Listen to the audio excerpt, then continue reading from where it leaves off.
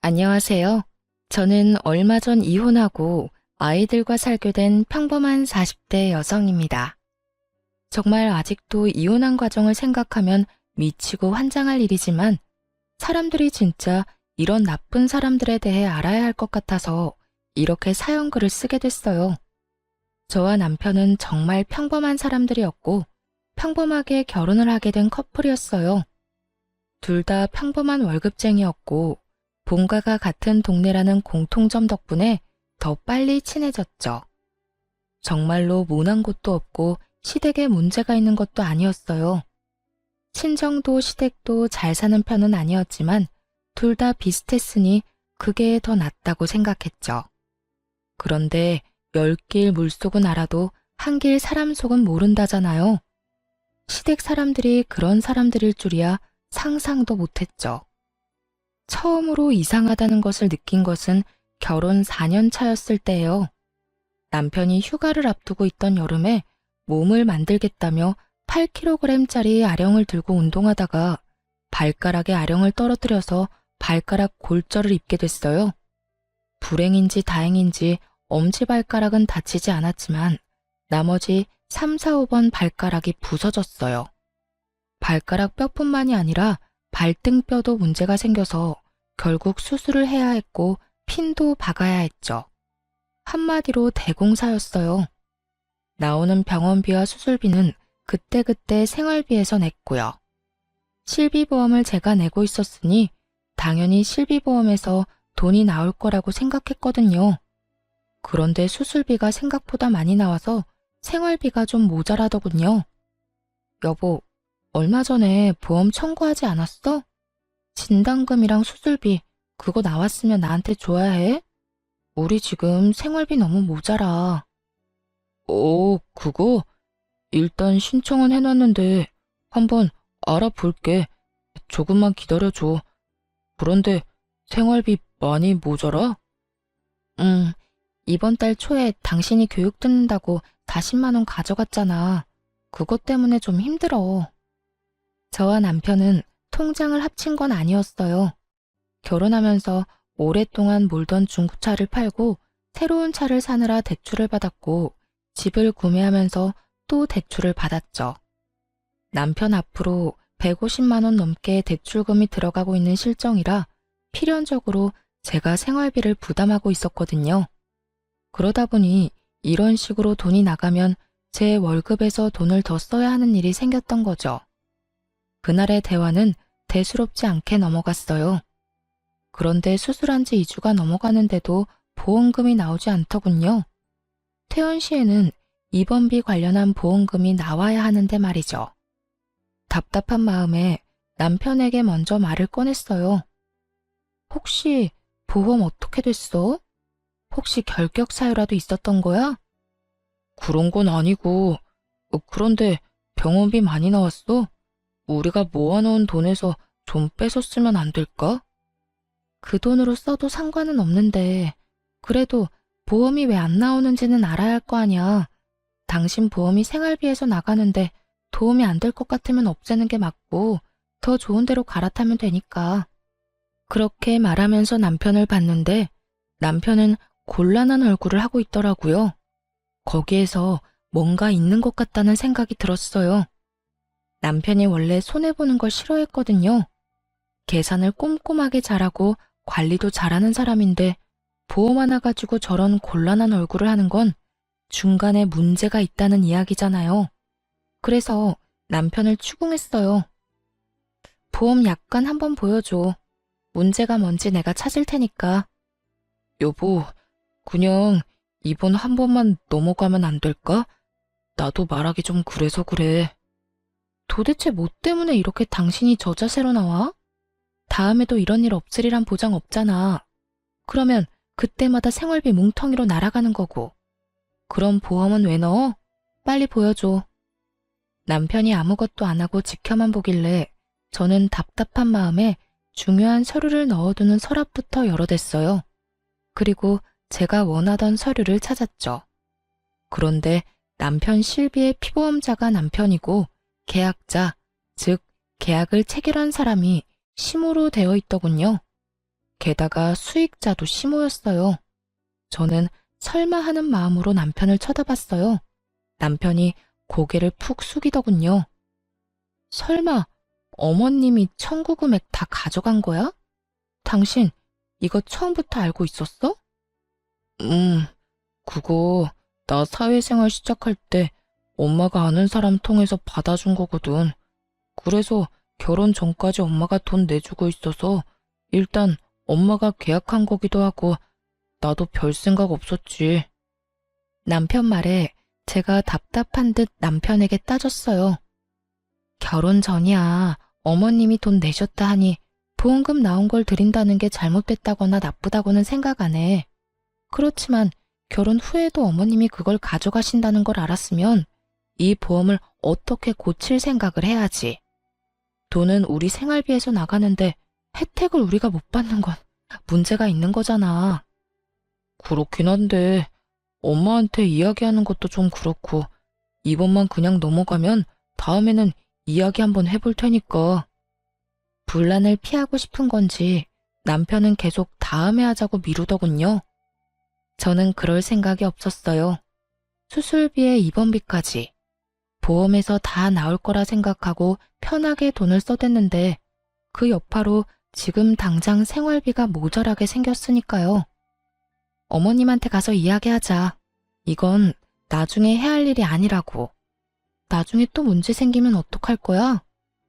여보, 그러지 말고. 말리는 남편을 이끌고 시댁으로 갔어요. 시모가 뜬금없이 찾아온 저희 부부를 보고 묻더라고요. 무슨 일로 이런 시간에 찾아와? 연락도 없이. 어머님, 이 사람 보험 청구한 금액 어머님이 다 가져가신 거 사실이에요? 제 말에 시모가 눈을 새초롬하게 뜨더니 딴짓을 하며 말하더군요. 내가 그 보험 들어준 계약자니까 당연히 나한테 돈이 다 들어오지. 내가 들어준 거 아니냐? 아들이 피보험자고 내가 계약자니까. 어머님, 그럼 보험을 넣으신 이유는 뭐예요? 보험을 왜 넣다니? 당연히 아플 때 도움되라고 넣었지. 지금 그걸 어머님이 가져가시는 바람에 도움이 하나도 안 되고 있어요. 저희 생활비 펑크 났거든요. 그리고 아픈 사람은 남편인데 왜 남편한테는 도움 하나도 안 되고 어머님한테 돈이 들어가는 건지 솔직히 이해가 안 돼요. 계약을 그렇게 했는데 그럼 어쩌냐? 너 설마 그 돈 때문에 여기 와서 나 잡는 거니? 잡는 게 아니라 확실하게 하고 넘어가려고요. 솔직히 이제 그 보험비도 저희가 받아와서 내는데 왜 어머님이 그 돈을 가져가는지 모르겠네요. 청구 금액 돌려주실 거죠? 내가 그 돈을 왜 줘야 하는지 모르겠구나. 엄연히 그런 보험이야. 내가 아들 보험 들어주면서 그 정도도 못하니? 아니 꼬면 내가 아들 키워준 대가라고 생각해. 어이없는 말을 들으니 답답하기만 하더군요. 저는 찍소리도 못하고 가만히 있던 남편을 불렀어요. 여보, 당신은 어떻게 하고 싶어? 이렇게 앞으로 병원비 보험 지원도 안 받으면서 생돈으로 다 낼 생각이야? 그건 아니지만. 남편은 정말 답답하게도 저와 시모 사이 눈치만 보더군요. 하긴 자기 입으로 무슨 말을 하겠어요? 결혼 전에는 시모가, 결혼 후에는 제가 내줘서 본인이 돈 낸 적은 한 번도 없으니 말이죠. 남편에게 말해서 안 될 것 같아서 시모에게 단도직입적으로 말했어요. 그러면 계약자를 남편 이름으로 변경해주세요. 수익자도 당연히 남편으로 해주고요. 남편이 애도 아니고 자기 결정권 없는 사람도 아닌데 굳이 계약자 피보험자 나눌 필요 없잖아요. 그리고 무엇보다 돈을 우리가 내고 있으니까요. 내가 왜 그렇게 해줘야 해? 너희 참 이상하구나. 그럼 여태껏 내가 낸 돈은 어쩌라는 말이니? 지금 이 상황에서 이상한 건 어머님이시죠. 설마 아들 아픈 걸로 용돈벌이 하시려는 건 아니죠? 제 발언이 조금 강했던 건지 시모 얼굴이 완전 황당하다는 듯 벌겋게 달아오르더군요.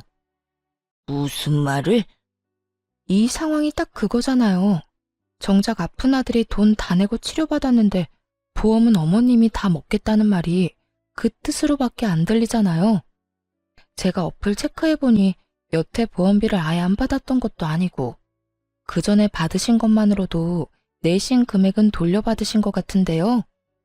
제 말에도 시모는 아무 말 없이 입만 꾹 닫고 있더군요. 더 이상 말하면 자기 얼굴에 똥칠하는 것밖에 안 되니 뭐로 새로 일관하려는 느낌이었어요. 그 모습에 저도 마음 단단히 먹었죠.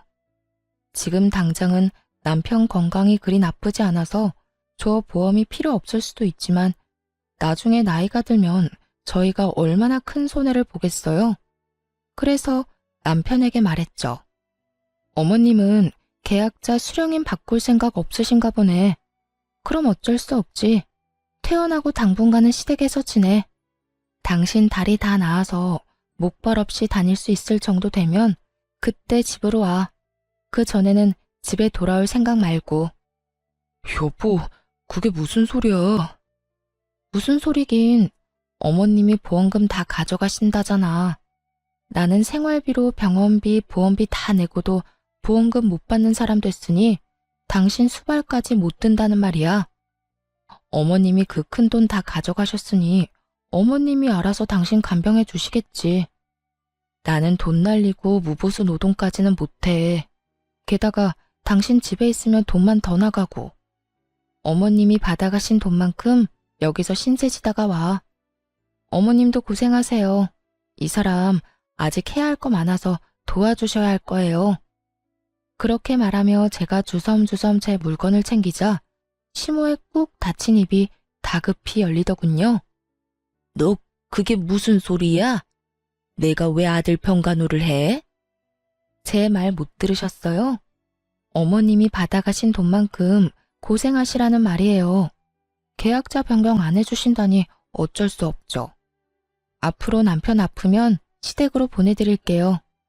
안 아프면 좋지만 나이 들수록 아플 일만 남은 거 아시죠?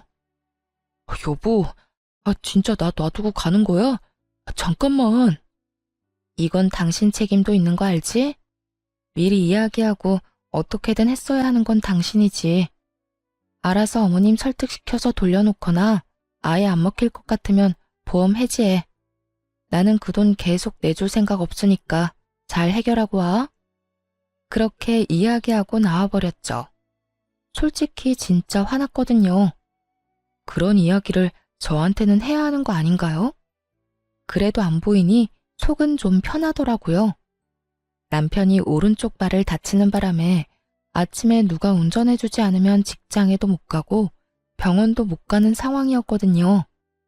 생활비는 제가 가지고 있으니 택시는 못 탈 거고 매일 아침 저녁으로 시모가 남편 직장 병원까지 왔다 갔다 해야 할 판이었죠.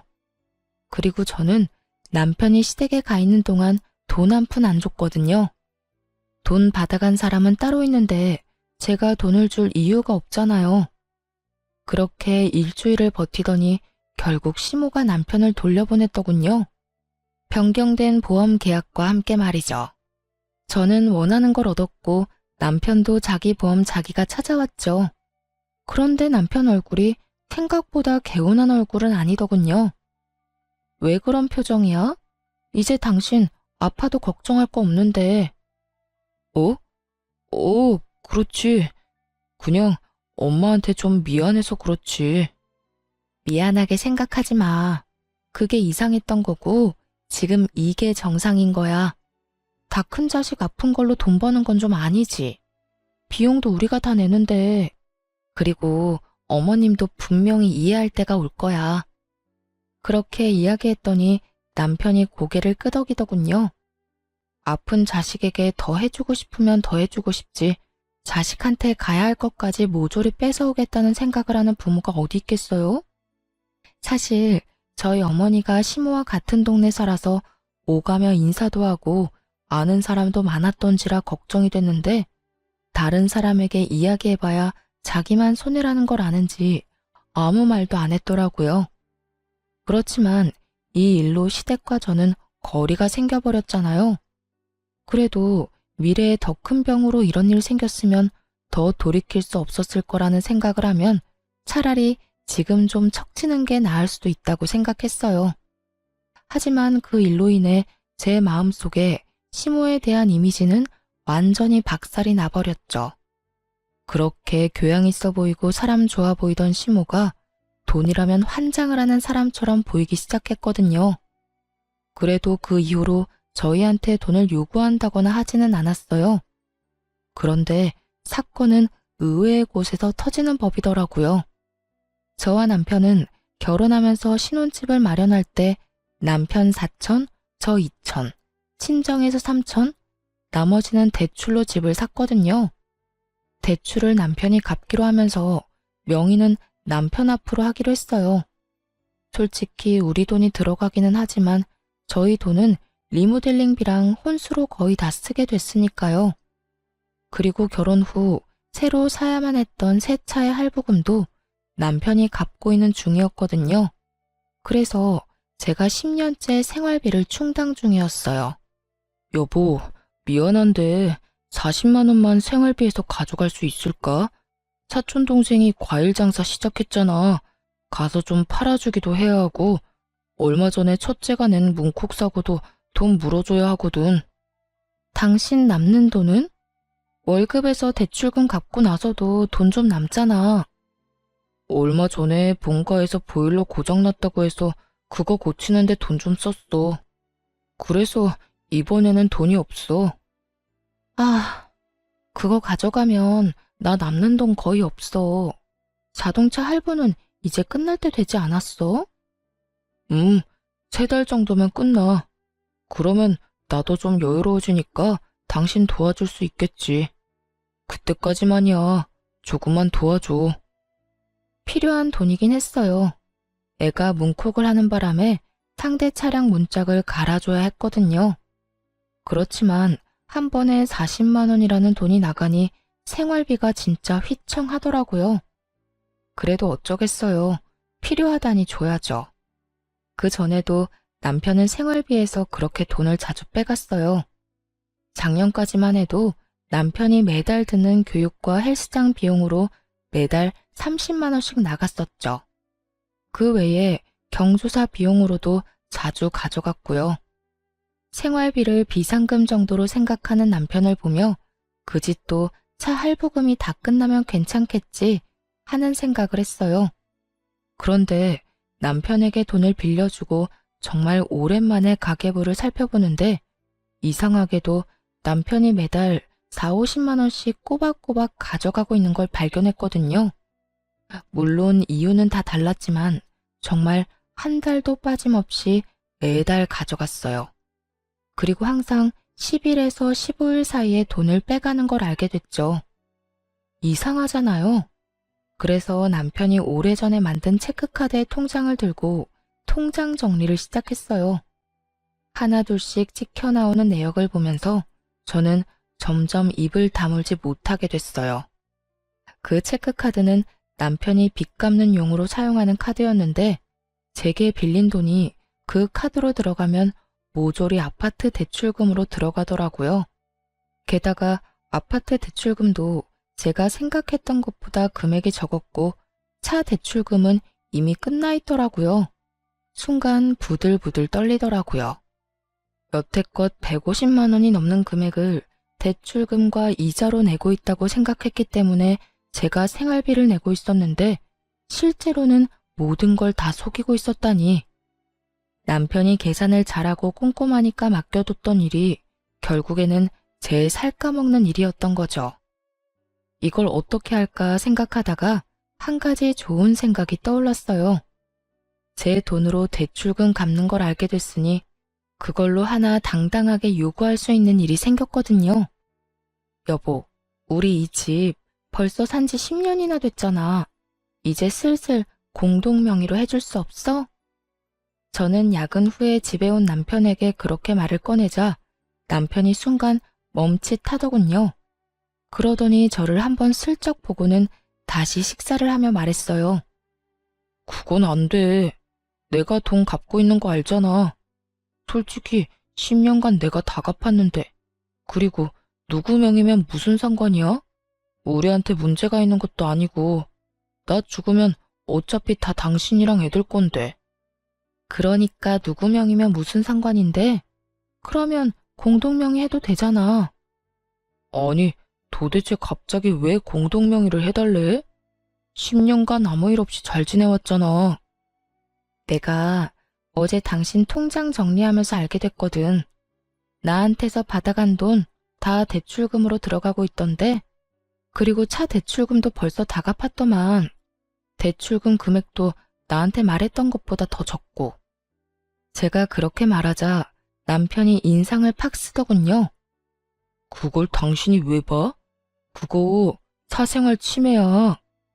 그럼 난 그거 모르고 내내 당신한테 뒤통수 쳐맞고 있어야 됐어?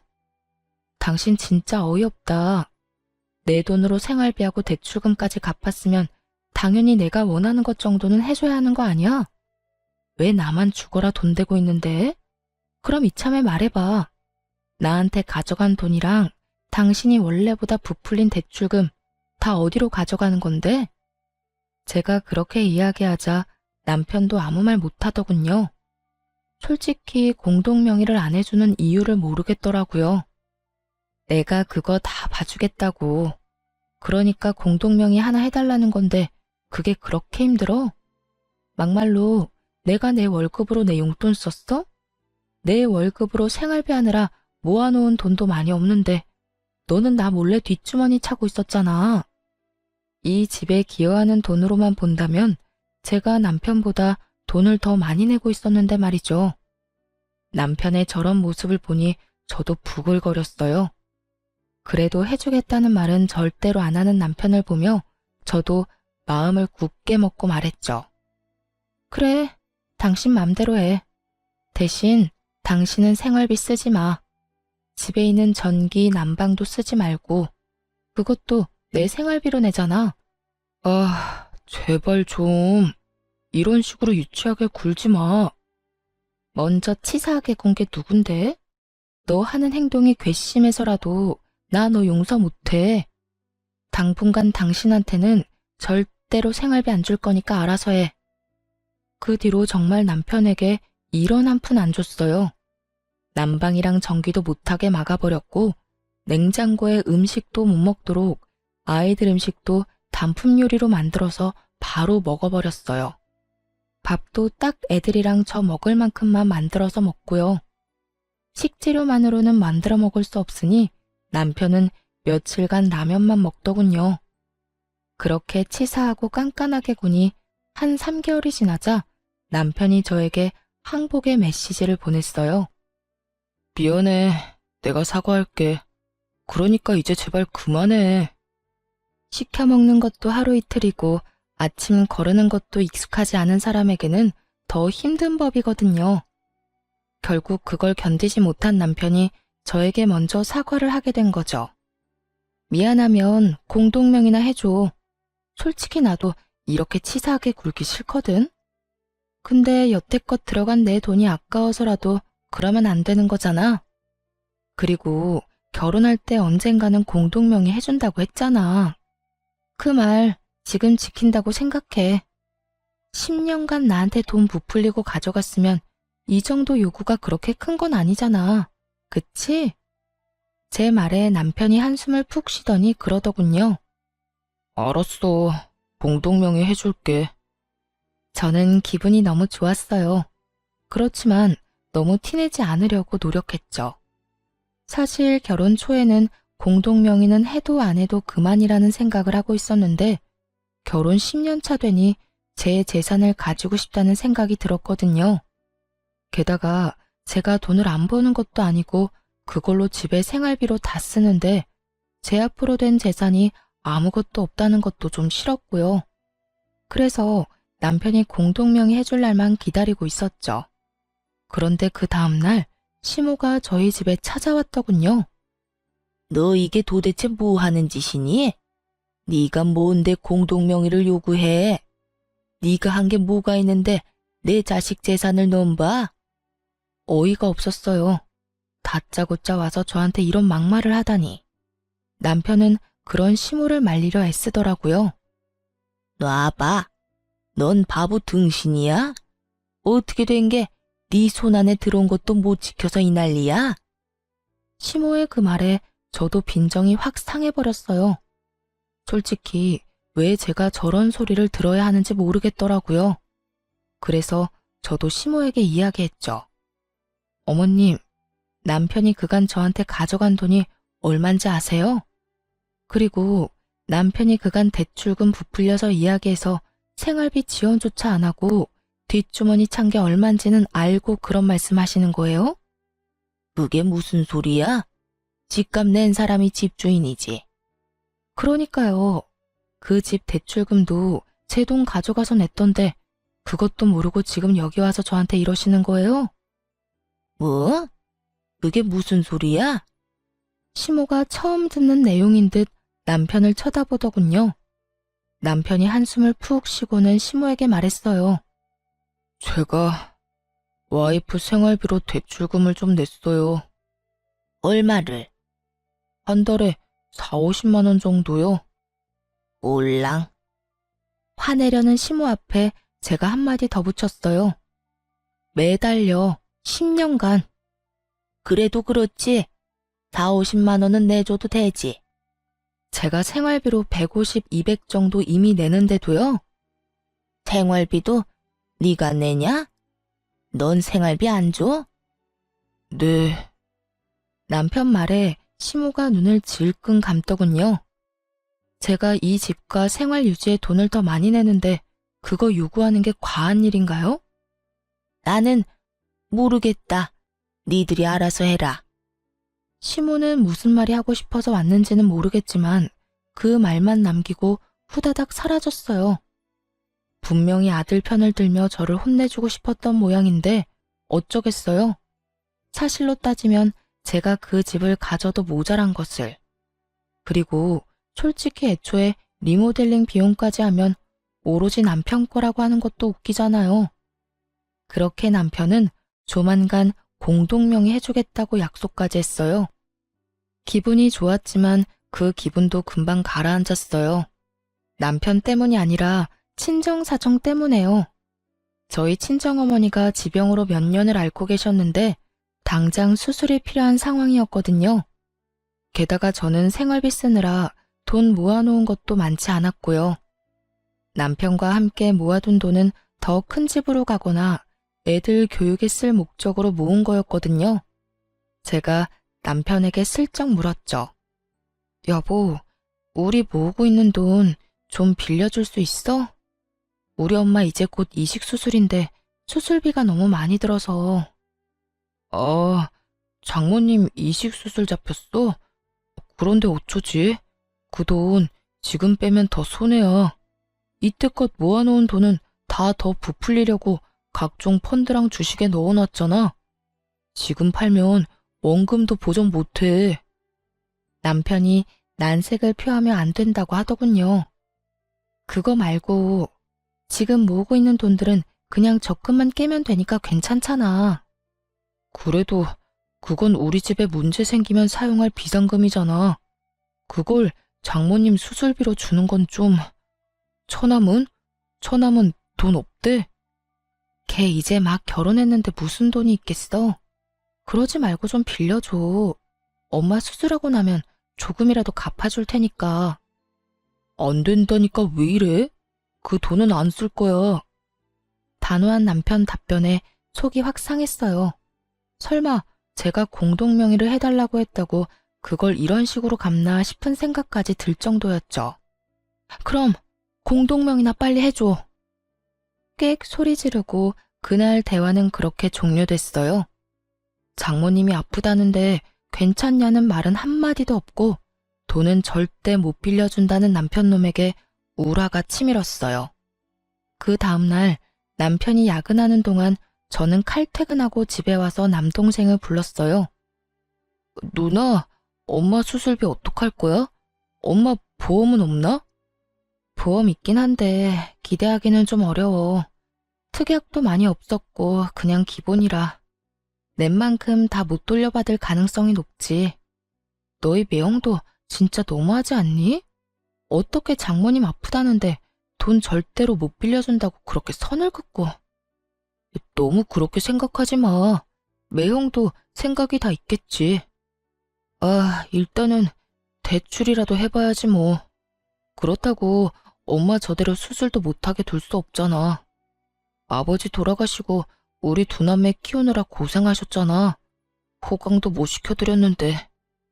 동생을 집으로 부른 건 반찬을 싸서 주기 위해서였어요. 올케가 입덧이 심했는데 저번에 저희 집에서 먹었던 음식이 너무 먹고 싶다고 해서 저희 집 반찬하면서 겸사겸사 양을 더 많이 해서 만들었거든요. 그래서 동생을 불렀는데 엄마 수술 이야기 때문에 커피 한잔하며 이야기하다가 시간이 좀 늦어졌죠.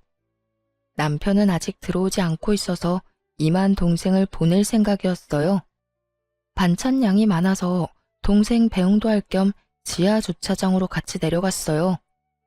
엘리베이터 타고 내려서 동생 차에 반찬이랑 애교용 물품을 싣고 있는데 뒤에서 익숙한 목소리가 들리더군요.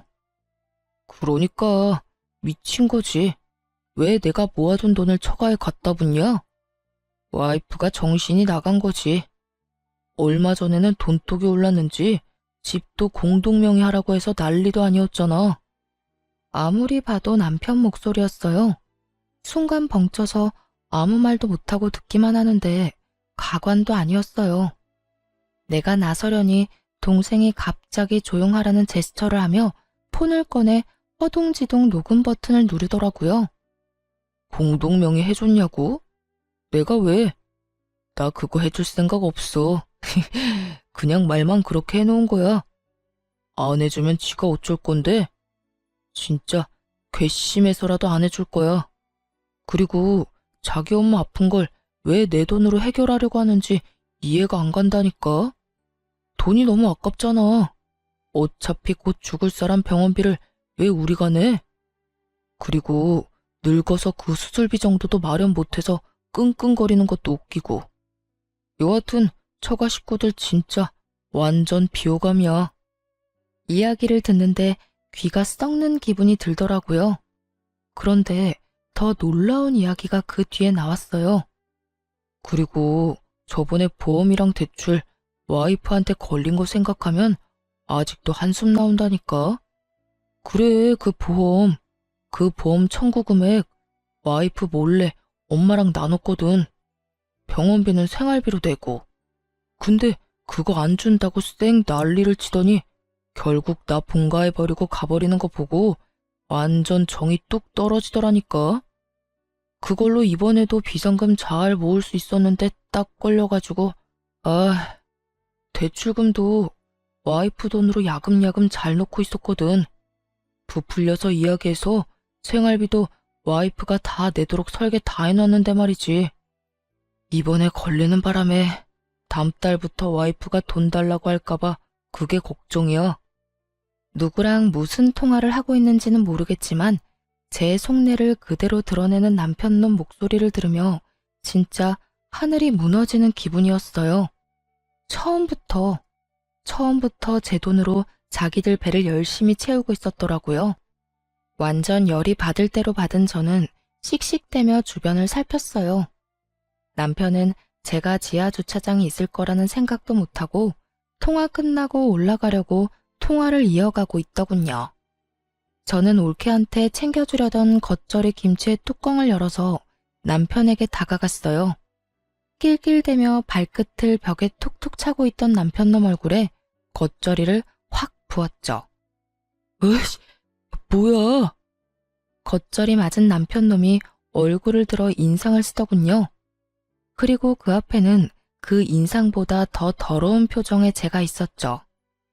야, 너 우리 엄마 수술비 안 빌려준다던 게 돈이 아까워서 그런 거였어? 어? 말해봐. 통화할 때는 말만 잘하더니 왜 꿀먹은 벙어리야?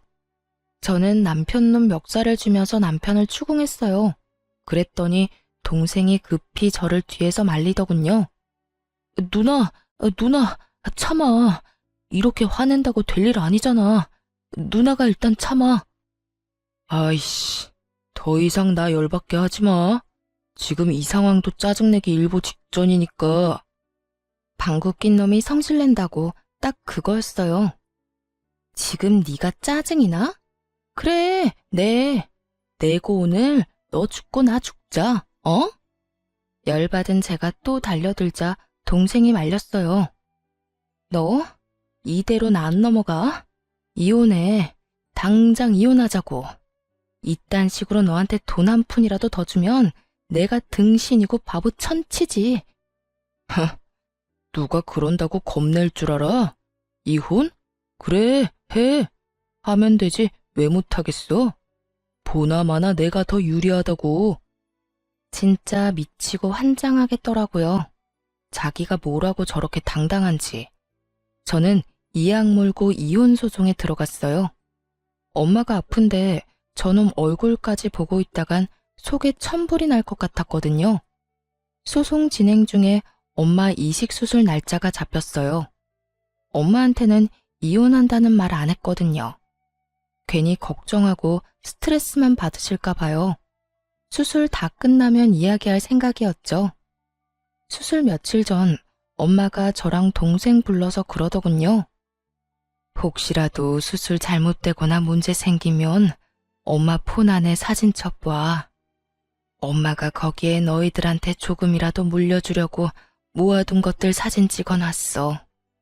비밀번호도 거기 같이 있고 사망보험금도 얼마 전에 물어보니 꽤 많이 나올 것 같고 모아둔 돈이랑 엄마 살던 집, 내 앞으로 된 시골 땅 팔면 너희 앞으로 3억씩은 돌아갈 거야. 그리고 수술비도 걱정하지 말고 무조건 그 통장에 있는 돈 써. 알았지? 동생과 저는 깜짝 놀랐어요.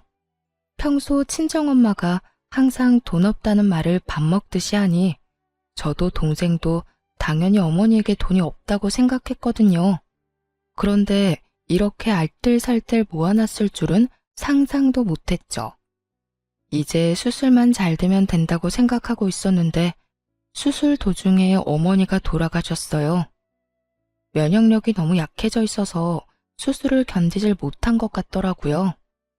정말 너무 슬퍼서 동생과 한참을 울고 장례식도 어떻게 치르는지도 모르게 병원에 있던 장례식장에서 나온 분이 하라는 대로 예예 하며 전혀 실감도 못하고 있었어요.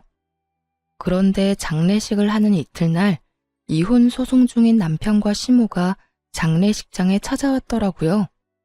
슬픔이 분노로 바뀌는데 1분도 안 걸렸어요.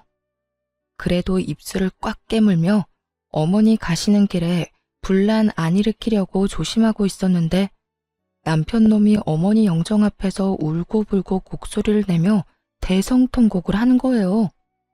동생과 저는 벙쪘죠. 저 인간들이 왜 저러나 싶었거든요. 남편이 저한테 오더니 제 손을 잡으며 갑자기 뜬금없는 소리를 하더라고요.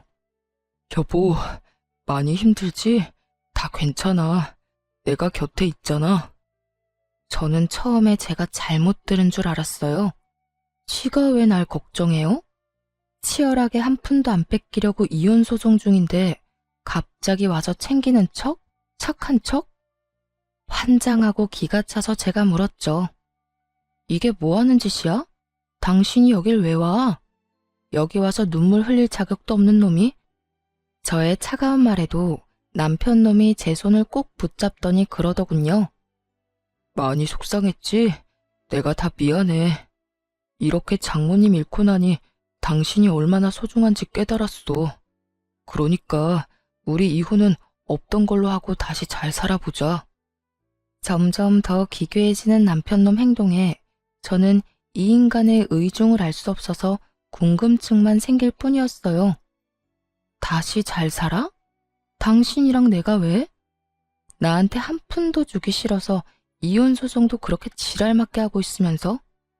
그래, 당신 입장에서는 그렇게 생각할 수 있지. 하지만 다 당신을 위해서였어. 그리고 당신이 원하면 다시 재결합하면 바로 집도 공동명의로 해줄게. 그거 당신이 원했잖아. 남편놈 말에 미치고 팔짝 뛰겠더라고요.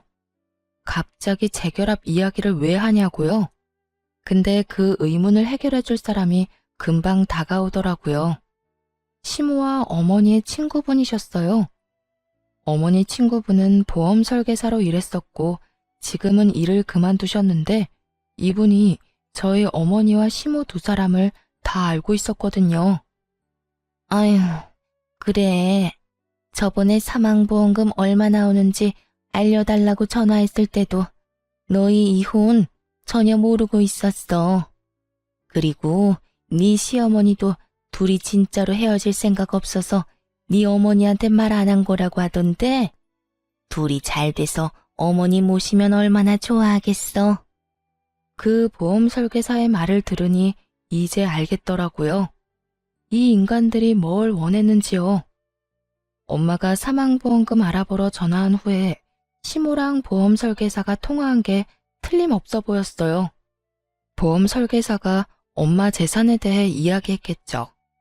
그러니 돈 때문에 지금 저한테 다시 재결합하자는 이야기였죠. 그리고 지금 이혼 소송이 남편에게 유리한 쪽으로 흘러가지는 않고 있었거든요. 남편은 제가 집값을 내지 않아서 재산 분할을 해줄 수 없다는 상황인데 제가 남편 계좌로 보내준 돈과 생활비에 쓴 돈까지 제가 쓴 금액이 더 많아서 남편 원하는 비율로 안 되고 있었거든요. 자기가 좋은 조건으로 승수할 수 없을 것 같으니 저를 회유하려는 것처럼 보였어요. 게다가 유산으로 돈이 많이 나온다니 그것도 노렸을 테고요. 제가 몰랐으면 몰랐지 남편과 시모의 행동과 생각을 모두 알고 있는데 이런 개수작을 부리다니. 제가 얼마나 만만하게 보였으면 이럴까 싶었어요. 그것도 보인이 된 저희 어머니 앞에서 아까워서 수술비 못 주겠다고 지 입으로 말하던 놈이 뭐가 그렇게 당당한지. 그런데 시모가 그때 제게 다가오더니 굉장히 슬픈 얼굴로 말하더라고요. 아가, 고생이 많다. 우리 애가 철이 없어서 이혼 이야기가 나왔다만 그래도 너희는 애를 낳고 산 부부잖니. 그리고 그렇게 큰 잘못으로 이혼하려는 것도 아니고 잠깐의 치기로 그럴 수 있으니 네가 이해하고 덮어주거라. 그 정도 흠은 살면서 아무것도 아니야. 뻔뻔하게 덮어주라는 말을 하다니. 시모도 남편만큼 뻔뻔하고 염치 없는 행동을 잘하더라고요. 그래서 저도 남편 놈과 시모 우라통 터지게 해주기로 했어요. 저는 남편 팔을 탁 쳐내고 말했어요. 내 대답을 들려줄게. 저는 그렇게 말하고 핸드폰을 꺼냈어요. 그리고 그 안에 저장된 녹음본을 틀었어요. 제일 큰 볼륨으로 말이죠. 여기 장례식장에 있는 모든 사람들이 들을 수 있도록. 그 녹음본은 동생이 그날 녹음한 거였죠. 자기 엄마 아픈 걸 왜 내 돈으로 해결하려고 하는지 이해가 안 간다니까. 돈이 너무 아깝잖아. 어차피 곧 죽을 사람 병원비를 왜 우리가 내? 그리고 늙어서 그 수술비 정도도 마련 못해서 끙끙거리는 것도 웃기고 여하튼 처가 식구들 진짜 완전 비호감이야. 쩌렁쩌렁 남편 목소리가 흘러나오는데 사람들이 수군거리더군요. 하긴 그럴 수밖에 없죠. 여기 있는 손님들 중 엄마 손님과 시모의 지인이 겹치거든요. 기억상실증이라도 걸렸어? 네가 네 입으로 우리 엄마 수술비 안 준다고 했잖아. 그것도 돈 아깝다는 이유로. 그리고 그 돈이 온전히 네 돈이었어? 우리 둘이 같이 모은 돈이었지. 이게 내 대답이다. 알아듣겠어, 정신 나간 놈아? 이제 와서 재결합? 웃기고 있네. 왜? 엄마 죽고 나니까 이제 돈 나갈 거 없어 보이니 나하고 재결합할 생각이었어? 근데 어쩌냐? 너 같은 인성의 남자랑 결혼한 게 내 인생 최악의 선택인데. 2번 다시 몇 억을 너랑 같이 준다 해도 너랑 재결합은 없어. 제 말이 끝남과 동시에 장례식장이 웅성거리기 시작했어요. 설마 진짜로 저랬단 말이야? 저게 사위가 아니라 웬수지. 아이고, 저거 모르고 간 고인이 다행인 건지 불행인 건지. 세상에, 겉으로는 며느리가 잘못해서 이혼한다더니 그게 아니라 자기 아들한테 문제가 있었네. 아무리 그래도 처갓집을 저렇게 홀대할 수가 있어? 뒤에 이야기가 더 흘러나올수록 사람들의 이야기 소리는 더 커졌고 시모와 남편은 얼굴이 새빨개져서는 저를 찌를 듯이 노려보더군요. 제가 겁이라도 낼 줄 알았나 봐요. 제가 도리어 더 눈을 똑바로 뜨고 째려보는데 동생이 그 사이에 끼어들어왔어요. 형님, 여기서 형님 반기는 사람 아무도 없어요. 저희 가족들도 누나도 그리고 저희 어머니도요. 그러니까 알아서 좀 빠져주세요. 저렇게 조롱해놓고 저희 어머니 장례식에 오는 건 저희를 무시하는 건가요? 아니면 저희 어머니를 무시하는 건가요? 설마 자기 입으로 저렇게 다 말해놓고 아니라는 말 하실 건 아니죠? 남동생의 그 말에 남편이 주변의 눈치를 살살 보더니 결국 시모를 두고 자기 몸만 빠져 도망치듯 나가버렸어요. 속이 시원하더라고요. 여기 사람들 중에 시모와 남편 아는 사람들이 많았거든요. 지금껏 시모와 남편을 착한 사람이라고 잘못 알고 있다는 것만으로도 완전히 열받았는데 그 사람들에게 다 알려줄 수 있었으니까 다행이라 생각했어요. 결국 남편과 저는 이혼을 했어요. 재산 분할도 저한테 유리하도록 됐죠. 저는 어머니 유산과 재산 분할로 받은 돈 보태서 시모집 근처 좋은 평수로 이사를 갔어요. 그리고 자주 마트에서 시모와 전 남편을 마주쳤거든요. 그전에는 그렇게 기고만장해서 코가 하늘을 찌르더니 지금은 저를 봐도 모른 척하기 바쁘더군요. 왜냐고요? 마트 갈 때마다 아는 사람들이 그런 이야기를 해주거든요. 아유, 고생 많았어.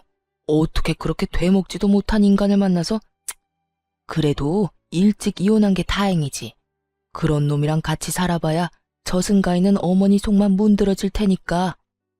그렇게 시모와 전 남편이 있는 곳에서 저를 다독이며 자주 말해줬거든요. 솔직히 사람들 입에 오르내리는 일은 저도 좋아하지 않지만 나쁜 인간들 엿먹이려는 일이라고 생각하니 도리어 의욕이 샘솟더라고요. 그렇게 몇 번 그 인간들 있는 곳에서 그런 소리 들으니 결국은 그 인간들도 못 참더라고요. 몇십 년이나 살았던 동네를 쫓겨나듯 도망가게 됐으니까요. 전 남편과 시모가 어디로 갔는지는 저도 몰라요. 하지만 두 사람의 행보가 어디든 이제 저랑은 상관없다고 생각해요. 저도 복수할 만큼 했거든요. 그렇게 돈 좋아하는 두 사람보다 더 많은 돈을 가지게 됐고 두 사람보다 더 좋은 환경에서 살고 있는 걸 봤잖아요.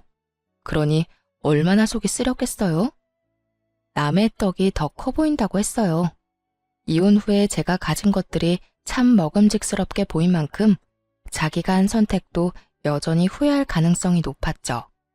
솔직하게 말해서 대출금을 부풀려서 저 모르게 돈을 모으고 시모와 돈을 나눠 갖고 제 돈으로 대출금을 냈던 일들은 어떻게 보면 제가 이해하고 넘어갈 수 있었던 일이었어요. 그리고 그걸 위해 공동 명의를 내세우기도 했고요. 그런데 아픈 장모에게 들어갈 돈이 아까워서 빌려주지 않았다는 건 참을 수 없는 일이었어요. 남편이 엄마 수술비를 빌려줬더라면 저는 엄마의 유산으로 남편에게 더 잘해줬을 거예요. 사람 마음이라는 게 힘들 때 도움 주는 사람에게 더 잘해주고 싶거든요. 하물며 가족이 걸린 일인데 제가 얼마나 극진히 남편을 대했겠어요? 그런데 꼴랑 그거 아까워서 자기가 가질 수 있었던 모든 걸 잃게 됐으니 옆에 있을수록 자괴감과 후회가 전 남편과 시모를 무척 괴롭혔을 거예요. 결국은 참다 못해 떠나긴 했지만요.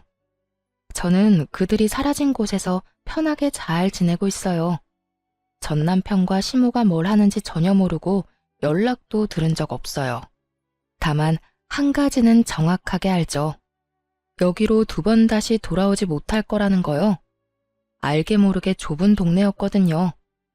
제 결혼은 그렇게 확실하게 끝이 났죠. 여러분, 들어보니 어떠세요? 정말 세상에 이상한 사람 많죠? 겉으로만 봐서는 모른다니까요. 저도 남편이 저런 놈인지 나중에 알게 됐으니까요. 저도 그 일 경험 삼아 사람 보는 눈을 더 기르려 노력 중이에요. 오늘 사연은 저런 인간들도 있다는 걸 알려드리고 싶어서 쓴 거예요. 제 사연 재미있게 읽어주셨다면 감사합니다.